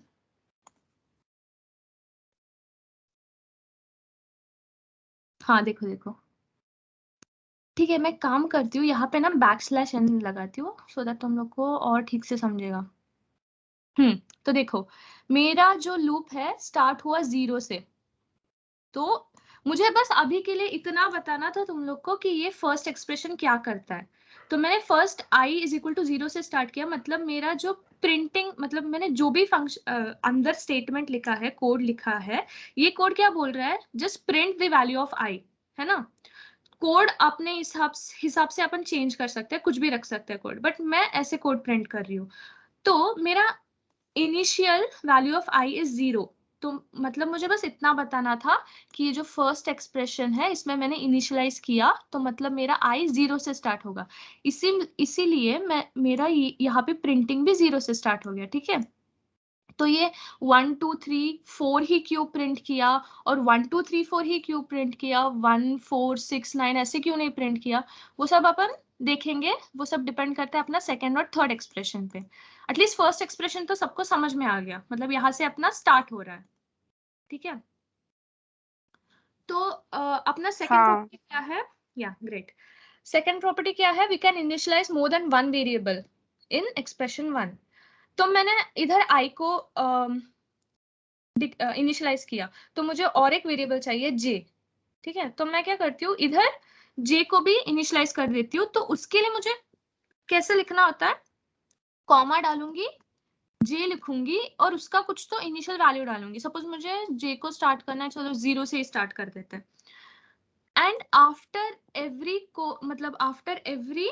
Every time my J is printed, मुझे J को इंक्रीमेंट करना है. इसलिए मैं ये फॉर के अंदर ही लिख देती हूँ कि J को प्लस प्लस कर देना है एवरी टाइम. एंड इधर पे ऐड कर देती हूँ और एक %d सो दैट अपना J भी प्रिंट हो जाए, और ये I, J. ठीक है, तो मतलब अपना पहला %d I प्रिंट करेगा, सेकेंड %d J प्रिंट करेगा. तो इसको जरा रन करके देखते हैं.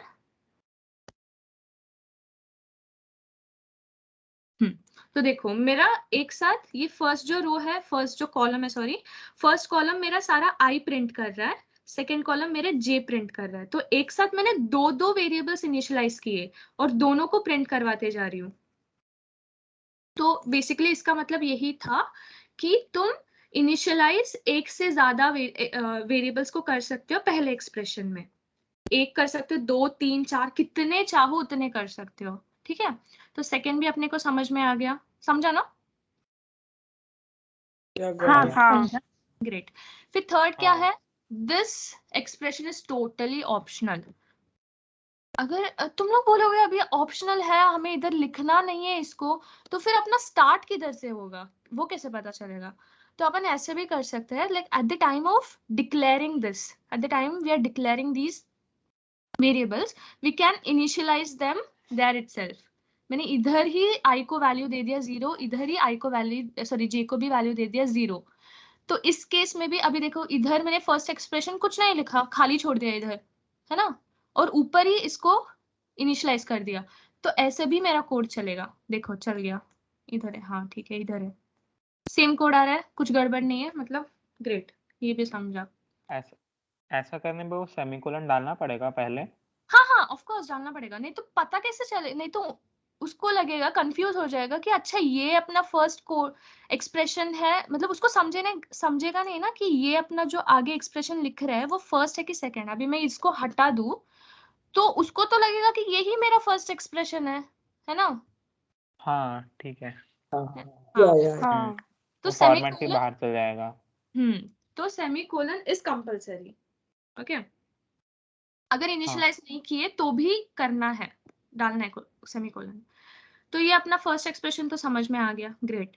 अभी सेकंड एक्सप्रेशन देखते हैं। तो सेकंड एक्सप्रेशन मैंने पहले बोल दिया था ना कि कंडीशन एक्सप्रेशन होता है, मतलब ये कंडीशन को चेक करेगा वो, पहली बात। मतलब अपन जो भी वेरिएबल को इनिशियलाइज करेंगे ना, लूप में घुसने से पहले वो इस कंडीशन को चेक करेगा कि ये कंडीशन सेटिस्फाई हो रहा है कि नहीं, and if it is not then the loop is terminated. ठीक है, वो अपन देखेंगे। Then second condition, second property क्या है? It can have more than 2 conditions. जैसे अपना फर्स्ट एक्सप्रेशन में अपन एक से ज्यादा वेरिएबल्स इनिशियलाइज कर पा रहे थे ना, वैसे ही इधर भी अपन एक से ज्यादा कंडीशंस डाल सकते हैं। However, the loop will iterate until the last condition becomes false. ये मैं बताती हूँ, ये इंपॉर्टेंट है। And other condition will be treated as statements. ये देखते हैं इसका मतलब क्या है, मैं अभी बताती हूँ, एक सेकेंड। तो इस कोड को थोड़ा ठीक कर देती हूँ। इधर ही मैं i को 0 और j को 0 लिखती हूँ, एंड ऊपर से इस इधर जो इनिशियलाइज किया था इसको हटा देती हूँ। ठीक है, तो अपना ये नॉर्मल लूप लगेगा अच्छा खासा। देन मैंने जैसे बोला, मैं सेकेंड एक्सप्रेशन में भी एक से ज्यादा वैल्यूज डाल सकती हूँ, राइट। तो मैं इधर डालती हूँ j इज लेस देन 3। तो अभी तुम्हें लगेगा इधर तो दो एक्सप्रेशंस दिए हैं, i जाएगा 5 तक, मतलब 4 तक, क्योंकि i लेस देन 5 लिखा है ना, तो i प्रिंट करेगा 0 से 4 तक, और j तो प्रिंट करेगा बस 0 से 2 तक। तो मतलब बाकी के टाइम जब i लूप में जाएगा तो j क्या करेगा, है ना। ऐसे क्वेश्चन से डाउट आया होगा मन में। तो इधर क्या होता है, मुझे आया है ना, डाउट आया था। ओके लगा था, मुझे भी आया था स्टार्टिंग में, बट जब सीखा, जब समझा तो मुझे भी समझा। ठीक है, तो ये अपन क्लियर कर देते हैं। तो इसमें क्या होता है कि अपना जो लास्ट स्टेटमेंट होता है, here we just have 2 statements, right? So the second statement is our final statement. तो जो लास्ट स्टेटमेंट होता है वही अपना फाइनल स्टेटमेंट होता है, वो इसको कंसिडर करके जाएगा। इसके पहले के जो भी स्टेटमेंट्स है, एक्सप्रेशंस है, वो उसको कंसिडर करेगा ही नहीं। They are just considered as statements, but उनको वो कंसिडर नहीं करेगा। It just look at this last expression, मतलब इसमें जो जो हमने वैल्यूज डाले हैं, लास्ट कंडीशन को देखेगा और उसको फॉलो करेगा। अभी देखो, अभी मैंने ऐसे कंडीशन डाला है, तो देखते हैं कि कैसे ये होगा प्रिंट। 0 से 2 तक भी होगा। देखते हैं। हाँ देखो, हाँ बोले ना कोई तो 0 से 2 तक प्रिंट होगा, राइट। तो वो सही था, मतलब अपना i को तो जाना है 4 तक, बट ये j बोल रहा है नहीं, मुझे तो 2 तक ही जाना है, और मैं फाइनल स्टेटमेंट हूँ, तो तुम्हें मेरा ही सुनना पड़ेगा। तो i कुछ कर नहीं सकता बेचारा, उसको भी 2 तक ही प्रिंट करना होगा। ठीक है, तो सपोज अभी मैं बोलूं कि मैं इसको आगे डालती हूँ, इसको काम करती हूँ, आगे डालती हूँ, ये कॉमा निकाल देती हूँ, और अभी I is the king here. आई अपना फाइनल स्टेटमेंट है, सो आई इज द किंग। तो अभी आई की मर्जी चलेगी, आई बोल रहा है मुझे 4 तक प्रिंट होना है, तो अभी जे को सुनना पड़ेगा, उसके साथ ही जाना पड़ेगा। तो इसको रन करके देखता है। तो देखो, ऑल्दो मैंने बोला है कि जे का वैल्यू 2 तक ही आएगा, बट स्टिल जे की यहाँ पे चलने नहीं वाली, क्योंकि जब जब मैं लूप के अंदर जाऊंगी तब तक मेरा जे भी प्रिंट हो रहा है आई के साथ, प्लस मेरा जे इंक्रीमेंट भी हो रहा है। देख रहे हो ना इधर?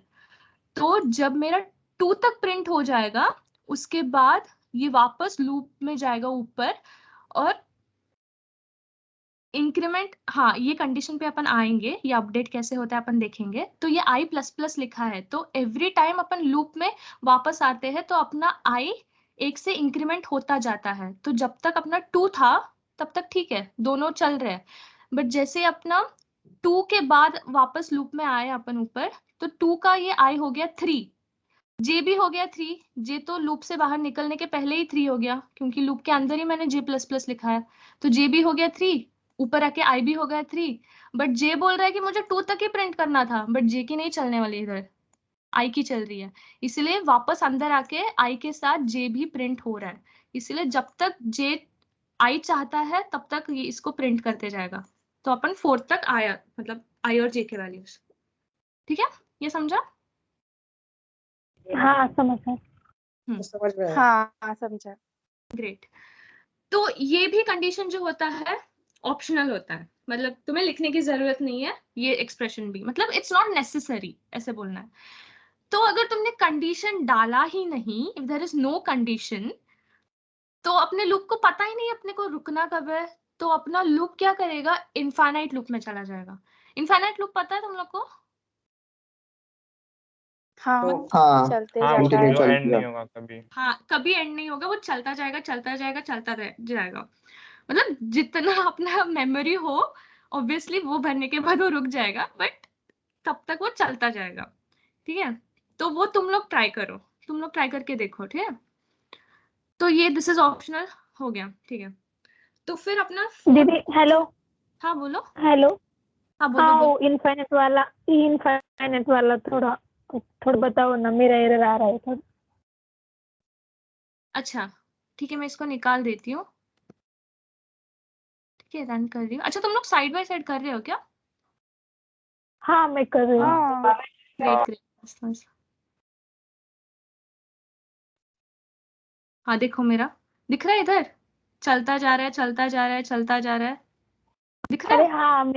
हाँ मैंने गलती की, सेमीकोलन भी हटा दिया था उधर। अच्छा अच्छा, हाँ सेमीकोलन हटाना नहीं है, नहीं तो उसको समझेगा नहीं कि ये कौन सा एक्सप्रेशन है। ठीक है, हाँ अब भी आ रहा है।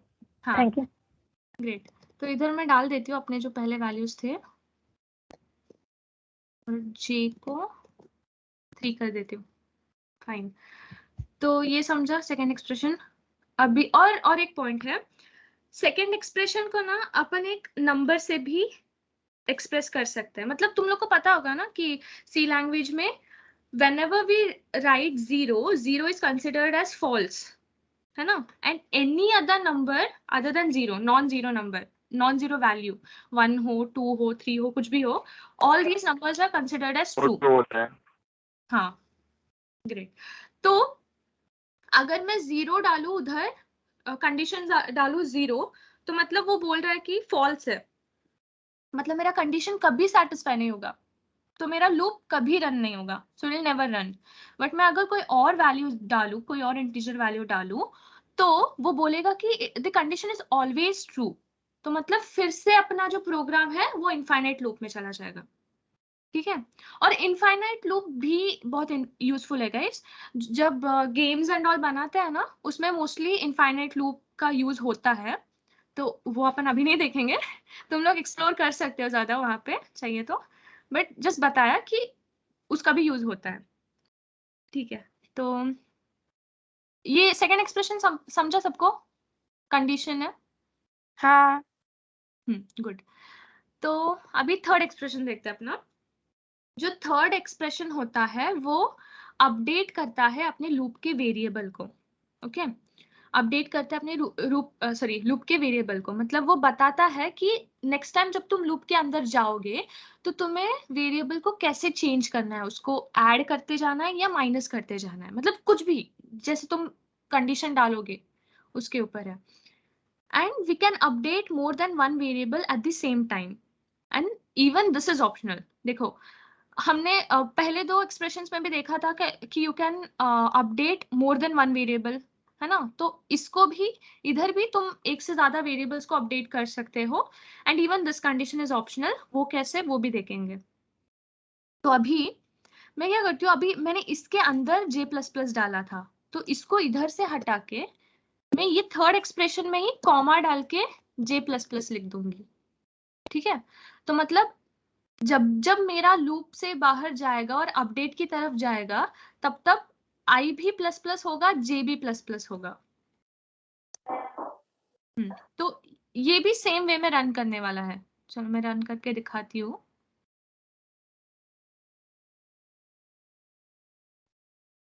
ये कंपाइलर मेरा थोड़ा टाइम लेता है। हाँ ओके, तो देखो सेम थिंग। देखो इधर मैंने j<3 को सेकंड अपडेट लिखा था, इसलिए ये इसको फॉलो कर रहा है, तो ये 2 तक प्रिंट कर रहा है। फाइन, तो मैंने इधर एक से ज्यादा वैल्यूज डाल दिया, बट एंड मैंने थर्ड पॉइंट बताया कि दिस इज ऑल्सो ऑप्शनल। तो अगर मैं इसको इधर से हटाऊं तो मैं ऐसे कर सकती हूँ कि ये फॉर लूप के अंदर अंदर ही i को इंक्रीमेंट कर सकती हूँ और उसके साथ साथ j को भी इंक्रीमेंट कर सकती हूँ। तो ये भी अपने को सेम आउटपुट देने वाला है ना। ठीक है, हाँ समझो? दीदी। नहीं, एक वेरिएबल को इंक्रीमेंट करके दूसरे वेरिएबल को डिक्रीमेंट कर सकते हैं क्या? हाँ ऑफ कोर्स कर सकते हैं। करूँ क्या? देखो अभी मैं, बट उसके लिए ना तुम्हें कंडीशंस यहाँ पे अलग करनी होगी।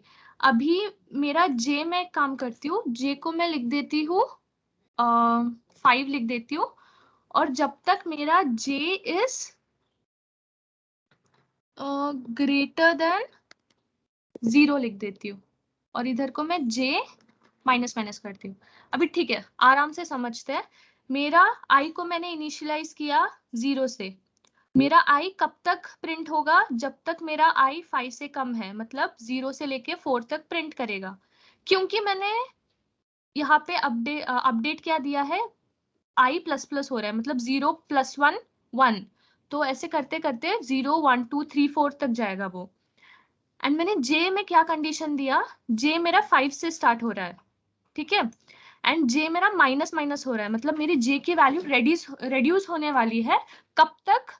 जब तक मेरी j के वैल्यू 0 से बड़ी हो, मतलब j मेरा पहले 5 है, देन होगा 4। नहीं नहीं नहीं नहीं, देखो j 5 है ना, और मैं j 2 करके 1 तक। हाँ ओके ओके, तुम वो बोल रही थी, हाँ ग्रेट, 1 तक होगा। तो अभी मैं इन दोनों को प्रिंट करना चाहती हूँ, तो देखते हैं कैसे। क्या हो गया, एक्सपेक्टेड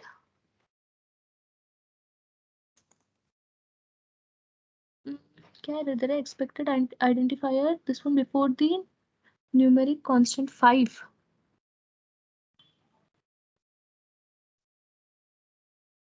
j = 4 लेना पड़ेगा ऐसा लगता है। नहीं वो ठीक है,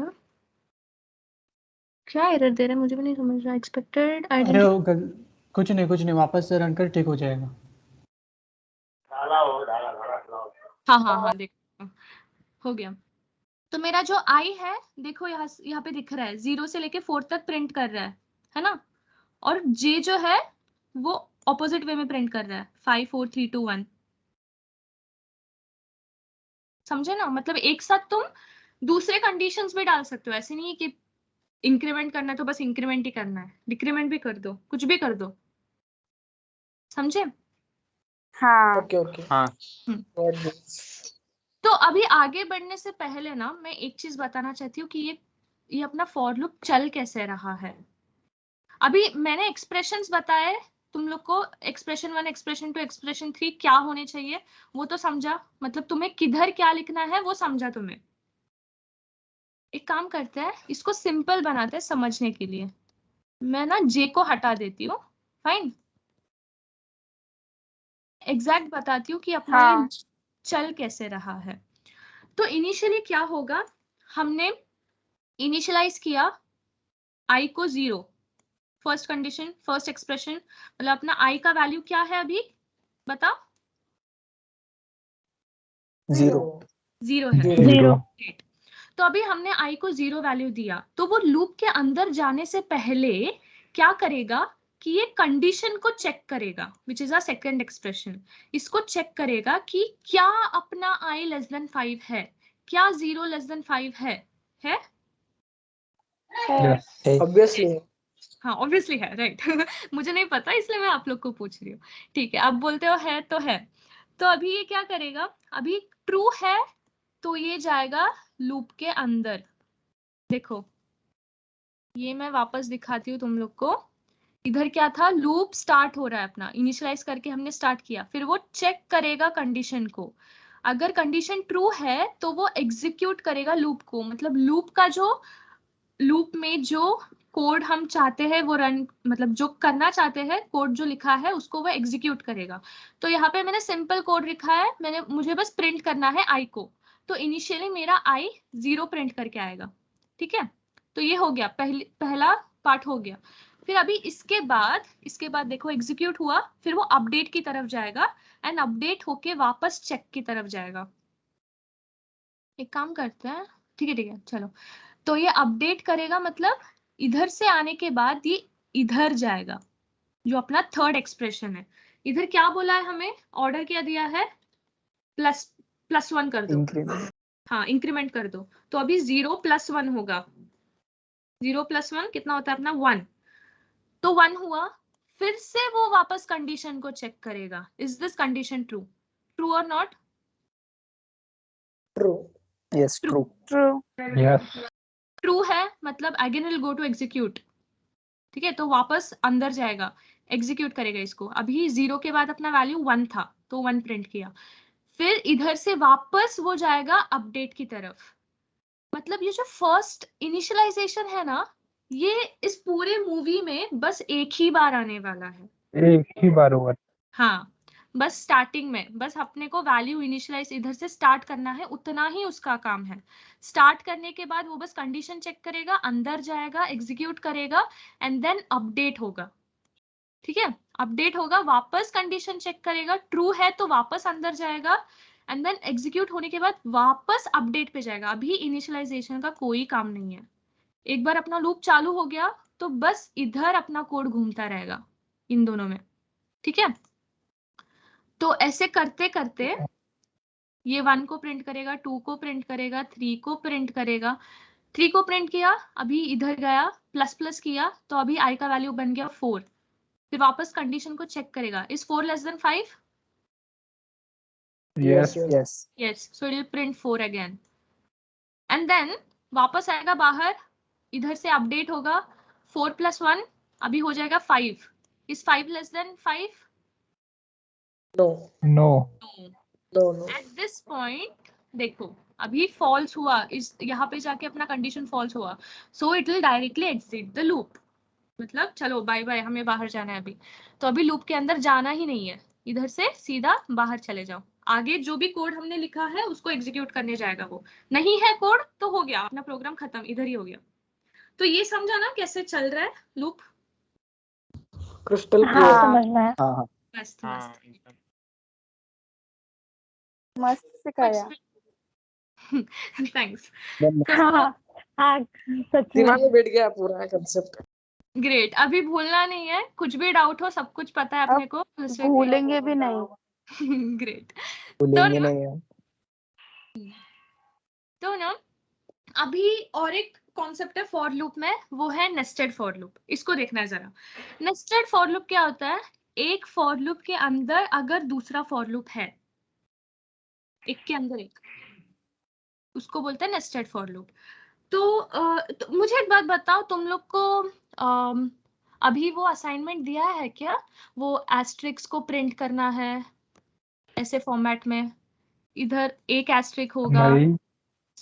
अच्छा आएगा मतलब, हाँ दिया है। सेकेंड लाइन में 2 होगा, हाँ दिया है। थर्ड लाइन में 3 हाँ होगा। 3 होगा, फिर हाँ दिया है। हाँ ठीक है, तो किसी को आता है कैसे करना है 5 या टाइम्स के लिए दिया था, आता है। मुझे नहीं आता।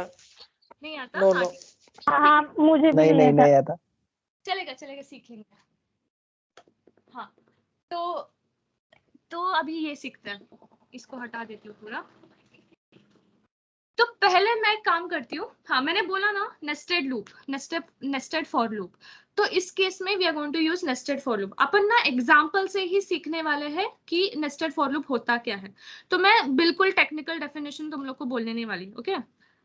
बस इतना समझ लो कि फॉर लूप के अंदर अगर फॉर लूप आया तो उसको बोलते हैं नेस्टेड फॉर लूप। तो मैं ना एक काम करती हूँ, पहले कोड लिख लेती हूँ, फिर तुम लोग को व्हाइट बोर्ड पे जाके एग्जैक्टली समझाऊंगी कि हो कैसे रहा है। चलेगा ना? हाँ हाँ चलेगा। चले। तो मैं पहले लिखूंगी पहला अपना फॉर लूप। मैं इस फॉर लूप के अंदर ही आई को डिक्लेयर भी कर रही हूँ और इधर ही इसको इनिशियलाइज भी कर रही हूँ। ऐसे भी कर सकते हैं, int I is equal to 0, ठीक है? फिर मुझे सपोज ना 4 लाइन तक चाहिए, तो मेरा आई लेस देन क्या होगा? 5. मतलब मुझे 4 लाइन चाहिए, so it be I less than 5 and I will be incrementing it. चलेगा? फिर इसके अंदर मैं और एक डालूंगी फॉर लूप। इधर मैं लिखूंगी int j is equal to 0 से j is less than I, और फिर j प्लस प्लस करती हूँ, और फिर इधर करूंगी printf। मुझे क्या प्रिंट करना था? एस्टेरिस्क करना था प्रिंट। हाँ, ये फॉर लूप के बाहर मैं printf लिख रही हूँ, और इसमें मैं नेक्स्ट लाइन मतलब नेक्स्ट लाइन के लिए अपन ये करते हैं ना, तो ये डाल दूँ। रुको एक मिनट, इधर 1 डालती हूँ। इसको रन करती हूँ, पहले अपन देखते हैं कोड सही तो है ना, फिर इसको एक्सप्लेन करने जाएंगे। नहीं रुको, 0 फाइन। तो तुम लोग देख सकते हो कि मेरा कोड के ऊपर ना एक खाली लाइन भी है, उसको भी मैं बताती हूँ क्यों है। एंड देन उसके बाद अपना 1 2 3 और इधर 4 दिख रहा है ना सबका आउटपुट? हाँ दिख रहा है। हाँ ग्रेट। तो अपन अभी इसको समझने की कोशिश करती है कि ये हो क्या रहा है इसमें। इसको मैं कॉपी करती हूँ, व्हाइट बोर्ड पे जाता है।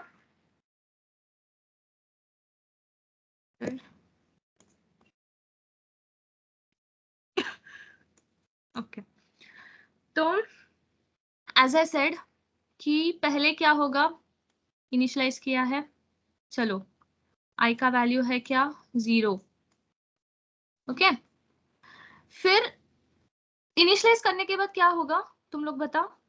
सबसे पहला स्टेप कंडीशन चेक होगा। कंडीशन चेक करेगा। ये इधर जाएगा, कंडीशन को चेक करेगा, ट्रू है क्या?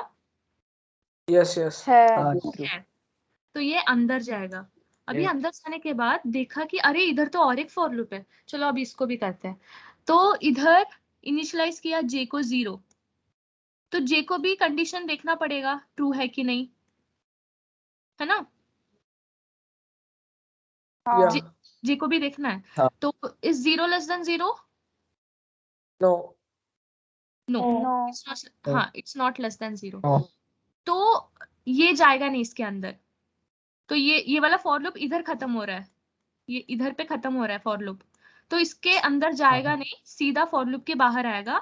और यहाँ पे मैंने printf \n डाला है, मतलब पहले एक स्पेस मेरा प्रिंट हो रहा था, उधर पे देखा तो स्पेस हो रहा था।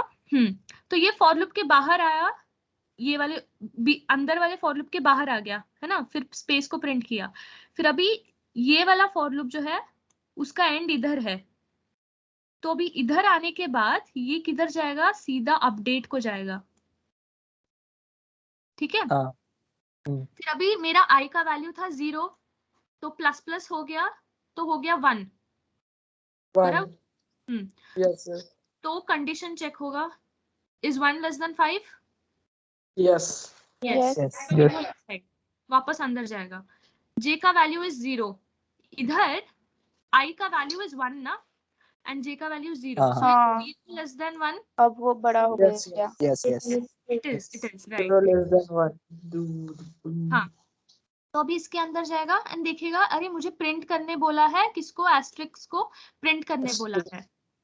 हाँ तो मैं क्रॉस डाल रही हूँ, समझ लेना, ठीक है। तो एस्ट्रिक्स को प्रिंट करेगा वो, ठीक है भाई, कर दिया प्रिंट। अभी इस इधर से वो जाएगा किधर, अपडेट होने के लिए, है ना। अपडेट हो रहा है तो J 0 से बन जाएगा 1, फिर कंडीशन चेक करेगा, इज 1 लेस देन 1? नहीं, या इट्स नॉट। तो इधर से सीधा बाहर आ जाएगा, ये वाले फॉर लूप से, अंदर वाले फॉर लूप से सीधा बाहर आ जाएगा एंड फिर से एक स्पेस को प्रिंट, स्पेस नहीं सॉरी, नेक्स्ट लाइन, है ना। तो अभी इसके बाद से जो भी कोड होएगा वो अगले लाइन पे आएगा, ठीक है। ठीक है, इधर तक समझा, फाइन। फिर ये हो गया, फिर इधर से बाहर आया तो अभी इधर से वापस ये ऊपर वाले फॉर लूप के अपडेट में गया, अपडेट में गया तो 1 से बन गया ये क्या, 2 बन गया, बराबर। कंडीशन सेटिस्फाई हो रहा है? यस हो रहा है, तो वापस अंदर जाएगा। तो इधर अभी J का वैल्यू तो 0 है initially and J is less then 2, is 0 less than 2?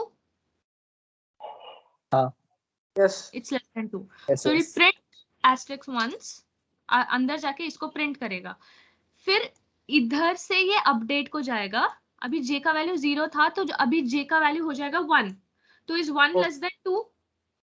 Yes, Yeah. yes. Yes. तो और एक बार प्रिंट करेगा, ओके। हाँ। तो इधर से वापस अपडेट करेगा, तो अभी 2 से बन जाएगा, सॉरी 1 से बन जाएगा वो 2, so is 2 less than 2? No. नहीं। फॉल्स। तो ये फॉर लूप से बाहर आ जाएगा एंड देन इधर प्रिंटफ करेगा =n, मतलब अगली लाइन। नई लाइन। समझा समझा ना? हाँ, तो इधर से ऊपर वापस अपडेट होके इधर अभी इस टाइम पे 3 स्टार्स प्रिंट होंगे अपने, okay. And then fourth time भी यहाँ पे 4 प्रिंट होंगे, 1 2 3 एंड 4। एंड यहाँ से होने के बाद ये वापस अपडेट की तरफ जाएगा एंड यहाँ से 4 से हो जाएगा वो 5, है ना, plus plus. And now is this condition satisfied, is it? No no. तो ये अंदर जाएगा ही नहीं, अभी सीधा इधर से चलो बाय बाय टाटा बाय बाय, गायब, निकल गया। तो बाहर आ गया, लूप कंप्लीट हो गया, लूप कंप्लीट हो गया। हाँ, लूप कंप्लीट हो गया, लूप से बाहर निकल गया। आगे कोड होगा तो उसको एग्जीक्यूट करेगा, नहीं तो अपना कोड मतलब खत्म हो गया। तो आई होप ये भी समझा होगा नेस्टेड लूप अपना कैसे चलता है। तो अभी ये वाला असाइनमेंट ना खुद से कर लेना, ठीक है, गूगल से छापो मत। एक्सप्लेन किया दीदी तुमने, थैंक्स, एटलीस्ट सबको समझा। ओके, सबको क्लियर हो गया। मस्त मस्त, सब तो मतलब सब क्लियर। वाह, थैंक्स, मस्त, मतलब सबको समझा, अच्छा लगा। तो अभी एक काम कर, हाँ, 1 मिनट, हाँ ठीक है। तो अब हम लूप्स का लूप्स का और 2 लूप्स बचा है ना, वाइल लूप और डू वाइल लूप। तो अपन एक काम करते हैं, बहुत ज्यादा लेट हो गया, तो कल करें क्या वाइल एंड डू वाइल? हाँ, सैचुरेट हो गया ना अभी, चलेगा, है ना, ठीक है। तो अभी वाइल और डू वाइल लूप ना कल देखते हैं, मस्त। तो ये था अपना फॉर लूप। तो कोई भी, किसी को भी कुछ भी डाउट हो तो पूछ लो, यहाँ तक का कर देंगे, नहीं तो फिर डाउट रहेंगे ही कैसे दीदी, कितना अच्छा सिखाया। हाँ दीदी, सब डाउट क्लियर हो गए। मस्त पढ़ा है एकदम। एकदम मस्त यार, आज का सेशन एकदम मस्त था। टीचर हो जाओ ना आप हमारे। डिवीजन बी को पढ़ाओ आप। सही में पीपीएस आप ही पढ़ा दो। अरे मुझे खुद को नहीं आता है, मुझे अभी सीख ही रही हूँ। अरे नहीं, पता है, बहुत सही पढ़ाते हो आप। हमने भी सीखी पीपीएस से। बहुत सही, बहुत अच्छे से सीखे हमने पहले बार। दीदी के फैंस हो गए सब लोग। हाँ, basically really it was a great session. हम तो पहले से हैं। मैंने भी बहुत एंजॉय किया। थैंक्स। चलो फिर सब बहुत थक गए रहेंगे ना आज, तुम लोग का ये भी बहुत था, लेक्चर्स भी थे। Really tired, exhaust. Session okay के बाद चलेगा। ही दूर हो सो ग्रेट ग्रेट। तो बाकी का भी कल करेंगे। कल सिद्धि जैसी तुम्हारी और एक दीदी मेघा दीदी आने वाली है, तो कल बाकी का कर लेंगे, वाइल लूप और डू वाइल लूप। ठीक है, यस यस, सब आ जाना। Okay, bye bye. Thank you. चलो चलो गुड फिर नाइट। Bye everyone. अभी ऐड हो गए कि Thank you. Questions. And revise करते रहो रे, मतलब जो जो सीख रहे हो, है ना? क्वेश्चंस ऐड हो गए क्या podcast पे? हाँ क्वेश्चन ऐड किए हैं, हाँ। और एक वही इम्पोर्टेंट बात की कंटेस्ट देते जाओ। मतलब अभी जितने मीट में है ना, उससे कम लोगों ने कंटेस्ट में पार्टिसिपेट किया है। मतलब कंटेस्ट आपके लिए ही है, ऐसा कुछ नहीं कि भाई हमने बहुत हाई लेवल के क्वेश्चंस लाए हैं नीटी सी, आपके लिए बनाए हैं। सो वो प्रैक्टिस करते जाओ। और डरो मत कॉन्टेस्ट हाँ देने से। फ्रेंड्स को भी बोलो। बहुत सिंपल Yes, सिंपल भैया। क्वेश्चन है, बस थोड़ा सा दिमाग लगाना है, ज्यादा कुछ नहीं है। तो सब लोग दो, ठीक है। और कुछ कुछ लोगों ने तो सारे के सारे क्वेश्चन सॉल्व कर दिए ऑन द डे हाँ 1। मस्त है, फ्री है। हाँ भाई फ्री है।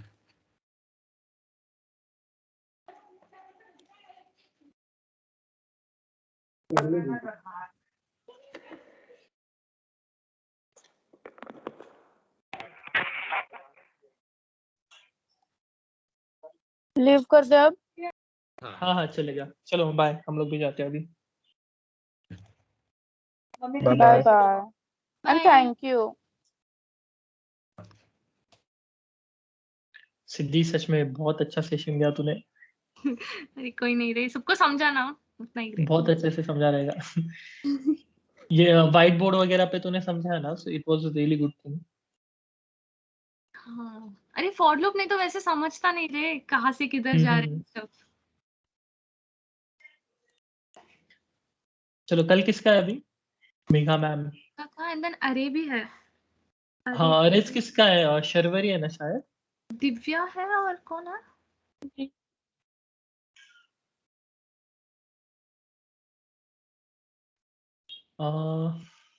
चलो अच्छा दिव्या है, और कौन है जरा बताओ कोई। देखना पड़ेगा, एक मिनट रुको। हाँ किसी का यूएस में फ्रेंड है क्या रे? यूएस में नहीं है, मेरे फ्रेंड्स जर्मनी में है, रशिया में है। और जर्मनी में देखना पड़ेगा। जर्मनी नहीं वो लोग एलियन कोडिंग नहीं वेयर करते, क्या? वो लोग नहीं मेरे कोडिंग को लैपटॉप मंगाना है एलियन वेयर। अरे यांची तो भाषा समझो ना।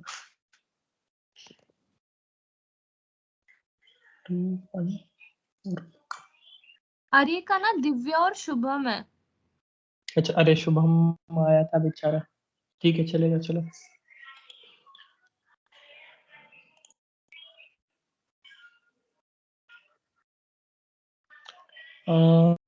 चलो फिर अभी जाते हैं, खाना वाना खाते हैं, और कल फिर डेमो मीट में जिनका है वो आ जाओ, ठीक है।